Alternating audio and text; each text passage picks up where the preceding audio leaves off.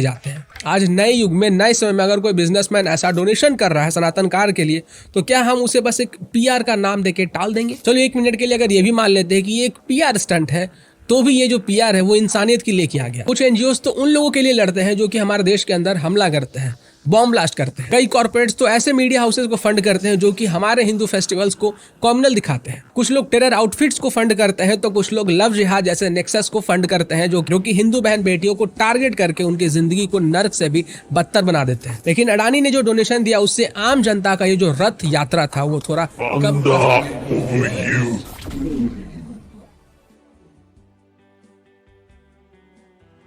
देखो, वैसे तो मैं सिर्फ अनजस्टिफाइड लॉजिकल फैलेसीज पर ही बात करता हूँ, but this time it's a little different. This time I will talk directly to engineer reveals Gaurav Singh. देखो भाई, मुझे आपके कंटेंट से कोई प्रॉब्लम नहीं है। You make short and easy to understand videos, but the part where your video fails is scripting. Your scripting looks fishy. It usually filled with fear-mongering, deflection, whataboutism. Some fallacies can be justified, but some just feels unnatural. For example, in the first clip, you tried to monger the fear that Sanatan Dharma is in danger.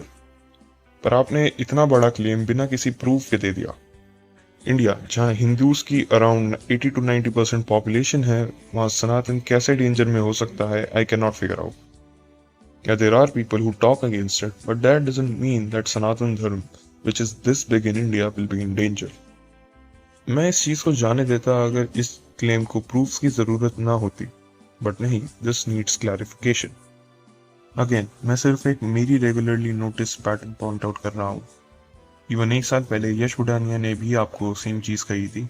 उसमें आपका खुद का comment भी आया था कि critics आपका content improve करते हैं, बट मैंने पर्सनली आपके कंटेंट में जीरो इम्प्रूवमेंट देखी है इस एक साल में, सिवाय कैमरा क्वालिटी के।